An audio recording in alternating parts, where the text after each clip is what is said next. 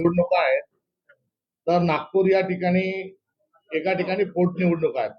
अशा 17 निवडणुकींना आम्ही महाविकास आघाडी म्हणून ही निवडणूक लढणार आहोत आणि भारतीय जनता पक्षाचा लोकशाही विरोधी आणि जो घोडेबाजार मांडलाय त्याचा निषेध देखील या निमित्ताने करत असताना सुदृढ लोकशाहीसाठी आणि निवडून येण्याच्या ज्या फार मोठ्या संभावना आहेत, कारण सत्ता ही केंद्रित झालेली आहे आणि गँग ऑफ ट्रिपल इंजिन सरकार ही सुरू झालेली असल्यामुळे त्यांच्यातील धुसफूस अर्थातच ही आमच्या पथ्यावर पडणार आहे. त्या अनुषंगानं महाविकास आघाडी म्हणून या निवडणुकीत आम्ही सामोरं जात असताना आज या जागा वाटपाच्या अनुषंगानं प्राथमिक चर्चा आमची संपन्न झालेली आहे. तुल्यबळ उमेदवार महाविकास आघाडीजवळ आहे आणि या प्राथमिक चर्चेच्या अनुषंगानं 2 दिवसात आम्ही पुन्हा बसून अंतिम जागा वाटप ही आमची संपन्न होईल. कुठलाही तिढा नाही, कुठलाही गोंधळ नाही आणि सुसंवादाच्या माध्यमातून या संपूर्ण निवडणुकीला आम्ही सामोरं जाणार आहोत. सामंजस्य, एकमेका सहाय्य करू अवघे धरू सुपंत.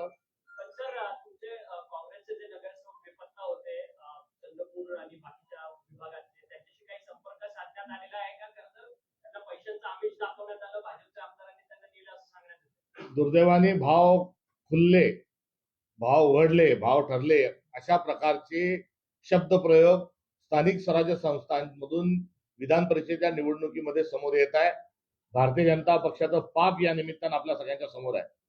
स्थानिक स्वराज्य संस्थांच्या निवडणुकीत नगरपालिका महानगरपालिकेमध्ये पैसा फेक तमाशा देख हे वगनाट्य संपन्न करत असताना जे तमाशा मांडला होता त्यातून आता हा दुसरं याच्यातील हा अंक आहे. त्यामुळे 5 लाख ऍडव्हान्स घे, मतदान झाल्यानंतर 5 लाख देतो असं म्हणून मोबाईल जप्त करून नगरसेवकांना उचलण्याचं काम या महायुती सरकारने भारतीय जनता पक्ष आणि त्याच्या मित्र पक्षांनी सुरू केलेलं आहे. त्यांचा स्वतःवर विश्वास नाही, लोकशाहीवर विश्वास नाही म्हणून हा घोडेबाजार मांडलेला आहे. यामध्ये वेगवेगळ्या पक्षांचे अपक्ष आणि स्वतःच्याही पक्षातल्या लोकांना 5-5 लाख रुपये घेऊन त्यांनी उचलले.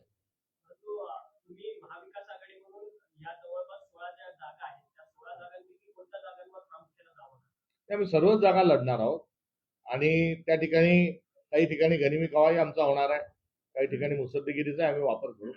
1 तारखेला सर्व चित्र स्पष्ट होईल.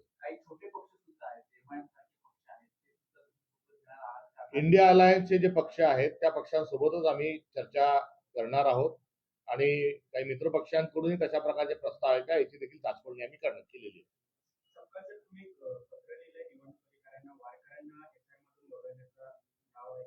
नाही, हा SIR ची प्रक्रिया जी आहे ती नेमकी ज्या दरम्यान दिंडी निघणार आहेत, ज्या दरम्यान या महाराष्ट्रातला वारकरी संप्रदायाचाच नव्हे तर महाराष्ट्र धर्माचा जागर करणारा नागरिक हा पालखीत जेव्हा जात असतात, पंढरपूरला जेव्हा जात असतात, त्याच आषाढ महिन्याच्या निमित्तानं होणाऱ्या संपन्न होणाऱ्या पालखी महोत्सवाच्या दरम्यानच SIR ची प्रक्रिया ठेवलेली आहे. हे सरकारला माहित नव्हतं का की या दरम्यानमध्ये महाराष्ट्रामध्ये सर्वात मोठा लोकोत्सव असतो. लोक पांडुरंगाच्या दर्शनाकरता वारीत जातात आणि तोच कालखंड हा SIR करता निवडलाय. याचा अर्थ स्पष्ट आहे की वारकरी मंडळींना त्या मतदार यादीतून त्यांना वगळायचंय. भक्तांना मतदार यादीतून वगळण्याकरता हा भारतीय जनता पक्षाने निवडणूक आयोगाशी हातमिळवणी करून घातलेला घाट आहे आणि हा आम्ही कदापि यशस्वी होऊ देणार नाही.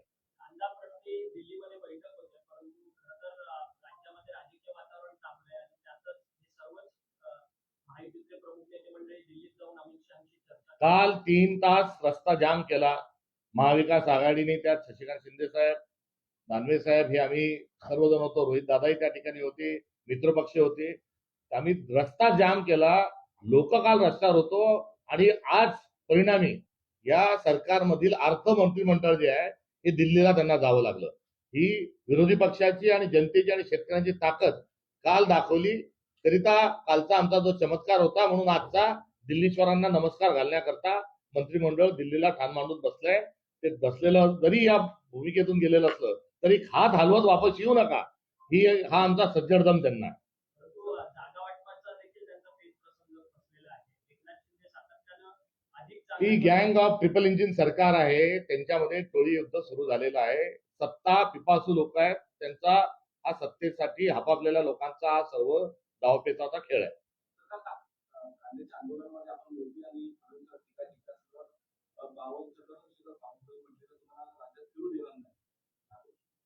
त्यांच्या जिल्ह्यात लवकरच मी जाईल. मी कुठलाही चुकीचा शब्द हा वापरलेला नाही. जो दलिंदर जो आहे हा कॅरेक्टर दर्शवणारा, लक्षण दर्शवणारा शब्द आहे. दरिद्री हा संस्कृत शब्दाचा बोली भाषेमध्ये रुळल्यानंतर दलिंदर हा त्याचा वाक्योपयोग आहे. मोदी आल्यापासून शेतकऱ्यांचे भाव पडलेले आहेत, बेरोजगारी वाढलेली आहे, महिलांवरील अत्याचार वाढलेले आहेत, भ्रष्टाचार बोकाळलेला आहे. आणि अशा परिस्थितीवर संदर्भामध्ये मी काल त्यांचा तो उल्लेख केला. संस्कृत मधला मूळ शब्द हा जर भारतीय जनता पक्षाला खटकला असेल तर नरेंद्र मोदी हे पनोती आहेत, हा जरा समजेल अशा भाषेत मी शब्दप्रयोग पुन्हा एकदा या ठिकाणी करतो.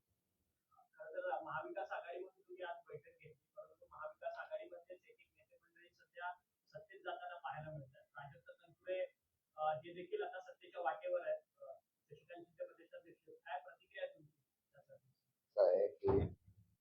निवडणुकीच्या माध्यमातून काही लोक जात आहेत, ही पण बातमी आम्हाला कळलेली आहे. अजूनपर्यंत पक्षाकडे त्यांनी कुठल्याही प्रकारचा आपला राजीनामा किंवा कुठल्याही प्रकारचं मत व्यक्त केलेलं नाही. परंतु मला वाटतं की मागच्या निवडणुकीच्या वेळेला काही चौकशा त्यांच्या मागे लावलेल्या होत्या. त्याच्या संदर्भामध्ये दबावाचं तंत्र वापरण्याचा प्रयत्न भाजपने केलेला आहे. त्या तंत्र वापरल्यानंतर किंवा विधान परिषदेच्या माध्यमातून मागच्या विधानसभेच्या पोटनिवडणुकीला त्यांना काही आश्वासन दिलं असेल तर मला वाटतं त्याप्रमाणे त्यांनी निर्णय घेतला असेल असं समजतंय. माझ्याशी चर्चा जेव्हा होईल तेव्हा मी त्याच्यावर प्रत्यक्ष स्टेटमेंट देईन, त्याच्यावर प्रत्यक्ष मी बोलेन. दुसरी गोष्ट आहे की काल आम्ही तो निवडणुकीच्या संदर्भातला आज जी बैठक झाली त्या बैठकीमध्ये आम्ही 17 जागेच्या संदर्भात सविस्तर चर्चा केली आहे. 29 तारखेला परत आमची एक बैठक होईल आणि त्या बैठकीमध्ये आमची नामं होती. भाजपच्या असलेल्या सर्व गोष्टी बघता आणि त्यांच्या माहितीची संख्या बघता त्यांना संघर्ष करून उभं करून निवडणुकीला आम्ही समोर जायचं अशा प्रकारची भूमिका घेतलेली आहे. 1-2-3 ठिकाणी फक्त तिन्ही पक्षामध्ये उमेदवाराच्या बाबतीमधली मागणी आहे. तरी सुद्धा 29 तारखेला सविस्तरपणे चर्चा होऊन त्यामध्ये एकमताने उमेदवार आम्ही देऊ अशा प्रकारची आज चर्चा झाली.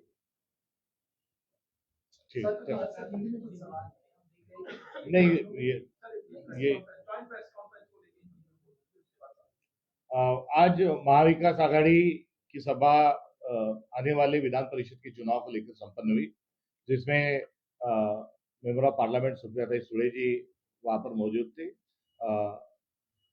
एनसीपी शरद पवार उठ के शशिकांत जी शिंदे अर्थात वो भी उपस्थित थे और शिवसेना के जानिब से दानवे जी विधान परिषद के सदस्य भूतपूर्व विरोधी पक्ष नेता, अनिल परब जी विधायक और यहाँ पर नार्वेकर जी, इनके साथ बड़ी घुल-मिलकर और अच्छे माहौल में हमारी चर्चा संपन्न हुई। महाविकास आघाड़ी के जानिब से और उसी रिश्ते से हम ये चुनाव लड़ने जा रहे हैं। हमारी आज जो प्राइमरी डिस्कशन है, प्राथमिक चर्चा यहाँ संपन्न हुई। 2 दिन के भीतर हम अंतिम फैसला लेंगे। सर, आपने एकदम सरल भाषा में प्रधानमंत्री नरेंद्र मोदी के बारे में कहा कि उसको समझना है। मैंने उनको लेकर कोई गाली गलौज की नहीं, उनको क्यों गाली लगती मुझे पता नहीं, मगर मैंने उनको जो दलिंदर नाम का शब्द जो बताया वो वास्तव में संस्कृत से दारिद्र्य जो शब्द है उससे बोली भाषा में उसका प्रयोग किया जाता है। संस्कृत शब्द इस्तेमाल करने का कारण ये था कि वो एक तरह से वो जब से बने तब से किसानों की हालत, युवाओं की हालत, कुल मिलाकर देश की हालत दिन ब दिन जो है वो बहुत निपत्तर होते जा रही है। कृषि मूल्य, कृषि जो कृषि उपज जो है उसको दाम नहीं, रोजगार नहीं, महिलाओं पर के अत्याचार बढ़े हैं, पेट्रोल के दाम बढ़ रहे हैं, डीजल जो है वो गायब है, गैस सिलेंडर जो है वो भी नहीं मिल रहे हैं, और तमाम जो सारे जो मुद्दे हैं उसके चलते हुए बैड लक के तौर पर उस शब्द का मैंने इस्तेमाल किया। और नरेंद्र मोदी वास्तव में एक बैड लक के तौर पर भारत के पंतप्रधान बनने के बाद उनका कार्यकाल रहा है। मेरा संस्कृत शब्द उनके समझ में यदि नहीं आया तो नरेंद्र मोदी ये भारत को लगी हुई पनौती है इसका मैं पुनरुच्चार करतो. तुम्ही हा म्हणाल जे काही काल तुम्ही बोललात त्याबद्दल, कारण शशिकांत शिंदे काल बोलले की ही अजहमत आहे या सगळ्या. सर, कल भारत में बकरीद मनाई जाएगी। हम देख रहे हैं कि इस साल काफी ज्यादा पॉलिटिसाइज किया जा रहा है, घरों घरों से बकरियां निकाली जा रही है, बीजेपी के वर्कर पिग या फिर सुअर लेके उन देखो ये अभी डीजल नहीं है, पेट्रोल पंप पे लंबी कतार लगी है. पेट्रोल के और सारे पेट्रोल उत्पादन के जो दाम है वो बढ़े हुए हैं. उसके साथ साथ देश की बेरोजगारी को लेकर तमाम किसानों की समस्या अभी अपने उरूज पे है. और ऐसे इसमें मूल मुद्दे जो है देश के, उससे ध्यान भटकाने के लिए भारतीय जनता पार्टी ये घिनौना पोलराइजेशन की काम और कोशिश कर रही है.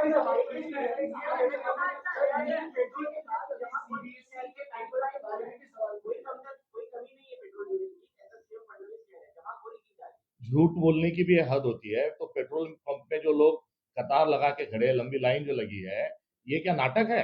क्या लोग धूप में शौक से वहां धूप में जा रहे हैं? बताते समय जो एक व्यक्ति एक बहुत बड़े पद पे, उन्हें जिम्मेदारी के साथ बोलना चाहिए.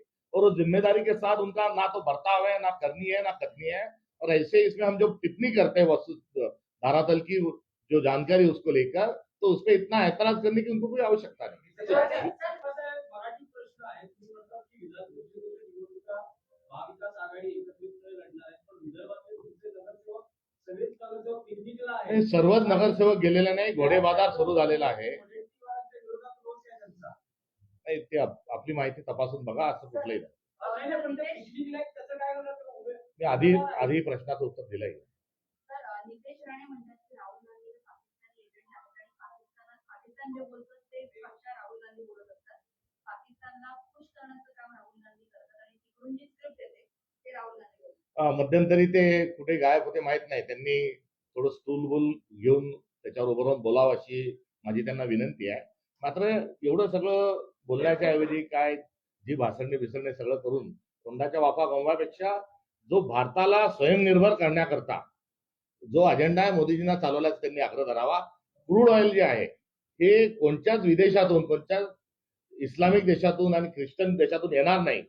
याची काय व्यवस्था प्रबंध करता येईल असं नॉन बायोलॉजिकल नरेंद्र मोदींकडे त्यांनी तशा प्रकारचा आग्रह धरावा. जे वैद्यकीय क्षेत्रातले जे संशोधन आहेत, जे भारतीय नाहीत, त्याचे उपचार त्यांनी नाकारावे. असं जर त्यांनी केलं तर जास्ती चांगलं होईल. अशोक खरात ज्येष्ठ मंत्री ते म्हणतात की खरं तर 2029च्या निवडणुकीमध्ये भाजप आपल्यासोबत काय करेल हे माहित नाही. त्यामुळे स्वबळाची निवडणूक 2029ची लढावी अशा पद्धतीचा नारा त्यांनी त्यांच्या पक्षाच्या मीटिंगमध्ये दिलेला असतो. उलय हे भारतीय जनता पक्ष हा चेटकीन आहे. हा विरोधी पक्षातले लोक वारंवार खातोय हे आम्ही यापूर्वीच सांगितलेलं आहे. आणि त्यांच्या सोबत जो मित्र पक्ष राहील त्याचा केसाने गळा कापणे ही त्यांची शैली राहिलेली आहे. त्यांनी साक्षात हिंदू हृदय सम्राट बाळासाहेब ठाकरेजींना त्यांनी त्यांच्यासोबत कशा पद्धतीचं त्यांच्या पक्षासोबत काय केलं हे आपल्यासोबत आहे. शरद पवार साहेबांसारख्या लोकनेत्यांच्या संदर्भात आपल्या वस्तुस्थिती आपल्या सोबत आहे. त्यामुळे त्यांच्या जवळच्यांना पहिले ते खातात आणि भारतीय जनता पक्षाची चेटकी नाही म्हटल्यास चुकीचं ठरणार नाही. थँक्यू. अशोक खरातवरती जे आहे ते देखो नीट एग्जाम जो है वो नीट एग्जाम का जो पेपर लीक हुआ है वो पहली बार नहीं हुआ है. इसके पहले 70 बार हो चुका है, 71वीं बार इस बार हुआ है. और नीट की एग्जाम को लेकर जो मंत्री है उन्होंने तात्काल स्वरूप में इस्तीफा देना चाहिए, ये हमारी मांग है. मगर एस्टिन फाइल जैसे घिनौने कांड में जो पुरी नाम के मंत्री उनका इस्तीफा न होना और इन मंत्रियों का भी न होना एक ऐसा इन्हें बेशरमता की ये कहीं ना कहीं एक हद हो चुकी है, इतना भी हम कहना चाहते हैं. और केवल नीट का ही नहीं तो हर एग्जाम जो है उसके पेपर फोड़कर एक भ्रष्टाचार करने का एक सिलसिला उन्होंने शुरू किया है. जो सरकार वोट चोरी के माध्यम से सत्ता में आती है वो इस प्रकार से सभी चोरियों को बढ़ावा देती है. अशोक खरात याच्यावरती आता चित्रपट करणार आहे. त्याचा ऍक्टर कोण आहे तो तर फक्त सांगा.